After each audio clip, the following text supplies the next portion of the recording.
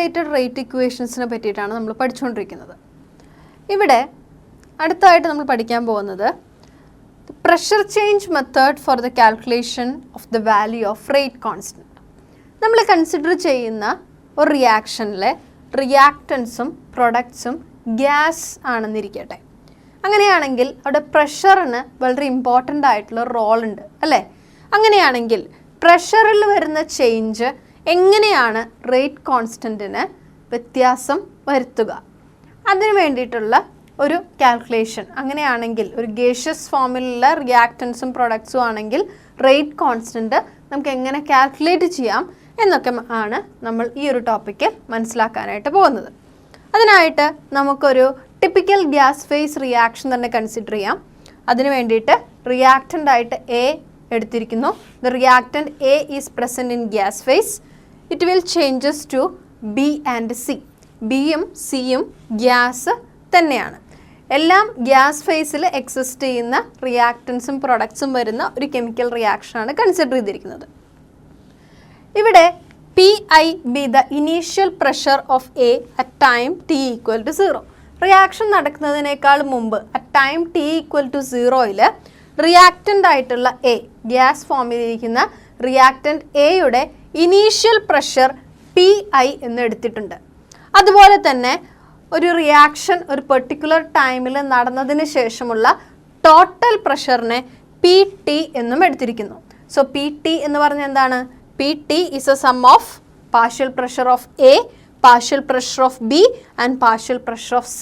അതുകൊണ്ട് തന്നെ Pt is equal to Pa plus Pb plus Pc എന്ന് റെപ്രസെൻറ്റ് ചെയ്യാവുന്നതാണ്. ഇനി നമ്മളൊരു കൺസിഡറേഷൻ ചെയ്യുകയാണ്. If xATM be the decrease in pressure of A at time t. ഈ റിയാക്ഷൻ നടക്കുമ്പോൾ ഒരു സമയം ടൈം t ആയിരിക്കുമ്പോൾ A എന്ന് പറയുന്ന റിയാക്റ്റൻറ്റിൻ്റെ പ്രഷർ xATM കുറയുന്നു. റിയാക്റ്റൻറ്റിൻ്റെ പ്രഷർ xATM കുറയുന്നു. അതോടൊപ്പം തന്നെ 1 മോൾ ഓഫ് ബിയും സിയും ഉണ്ടാവുകയും ചെയ്യുന്നു. റിയാക്ഷൻ്റെ ഫലമായിട്ട് 1 മോൾ ഓഫ് ബി എന്ന് പറയുന്ന പ്രൊഡക്റ്റും 1 മോൾ ഓഫ് സി എന്ന് പറയുന്ന പ്രൊഡക്റ്റും ഉണ്ടാകുന്നു. അങ്ങനെയാണെങ്കിൽ ഇവിടെ ഡിക്രീസ് ചെയ്യപ്പെട്ട xATM പ്രഷർ ആണ് ഇവിടെ എന്ത് സംഭവിക്കുന്നത്?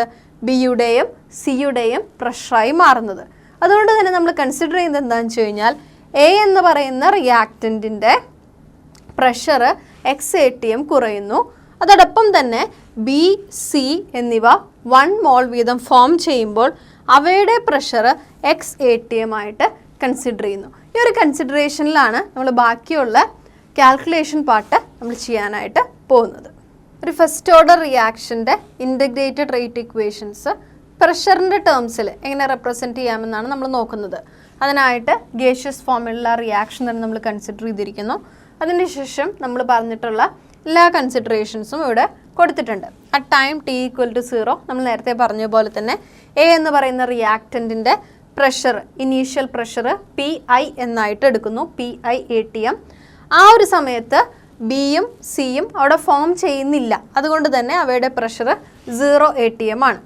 എന്നാൽ at time equal to t എന്ന് പറയുന്ന സമയത്ത് ഇനീഷ്യൽ പ്രഷറിൽ നിന്നും xATM കുറയുന്നു. ആരുടെ?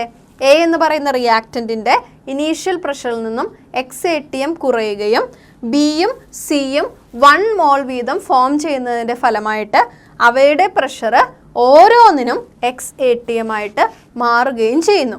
ഈ ഒരു കൺസിഡറേഷനിലാണ് നമ്മൾ മുന്നോട്ട് പോകുന്നത്. അങ്ങനെയാണെങ്കിൽ ഈ ഒരു സമയത്തെ ടോട്ടൽ പ്രഷർ എങ്ങനെയാണ് കണ്ടുപിടിക്കുക? ടോട്ടൽ പ്രഷർ Pt ആണ് അല്ലേ? Pt ഈസ് ഈക്വൽ ടു റിയാക്റ്റൻറ്റിൻ്റെ ഇപ്പോഴത്തെ പ്രഷർ Pi മൈനസ് xATM ആണ്. ബി എന്ന് പറയുന്ന പ്രൊഡക്റ്റിൻ്റെ പ്രഷർ xATM ആണ്. സി എന്ന് പറയുന്ന പ്രൊഡക്റ്റിൻ്റെയും xATM ആണ്.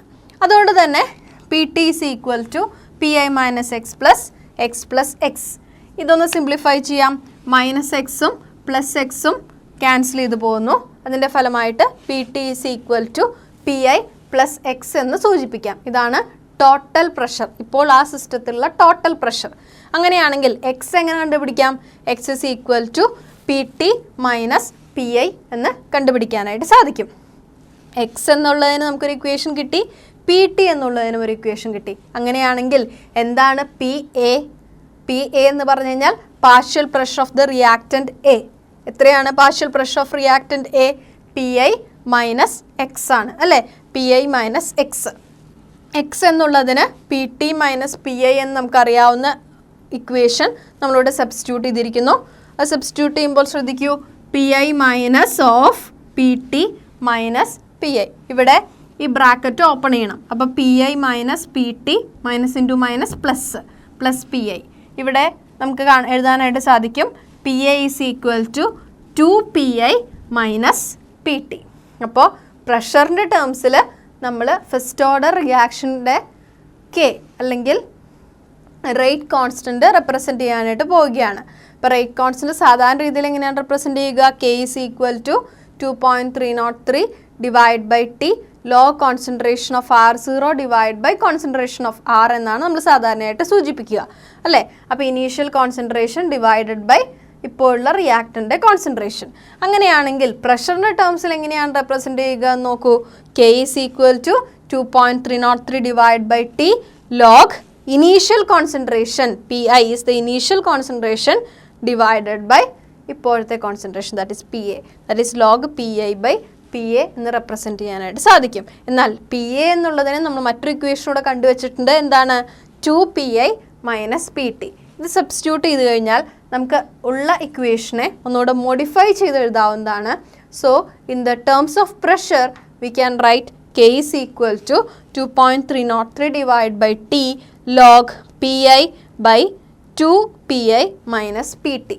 ഇത്തരത്തിൽ ഗേഷ്യസ് ആയിട്ടുള്ള റിയാക്റ്റൻസും പ്രൊഡക്ട്സും വരുന്ന ഒരു ടിപ്പിക്കൽ ഗേഷ്യസ് റിയാക്ഷൻസിൻ്റെ റേറ്റ് കോൺസ്റ്റൻറ്റ് കണ്ടുപിടിക്കാനായിട്ട് സാധിക്കും. എപ്പോഴും ഓർക്കേണ്ടതായിട്ടുള്ളൊരു കാര്യം, ഗേഷ്യസ് റിയാക്റ്റൻസും പ്രൊഡക്ട്സും വരുമ്പോൾ അവിടെ പ്രഷറിന് കാര്യമായ ഒരു പ്രവർത്തനം നടക്കുന്നുണ്ട്, അല്ലെങ്കിൽ പ്രഷർ അത്രത്തോളം ഇമ്പോർട്ടൻ്റ് ആണ് എന്നുകൂടെ ഓർക്കേണ്ടതായിട്ടുണ്ട്.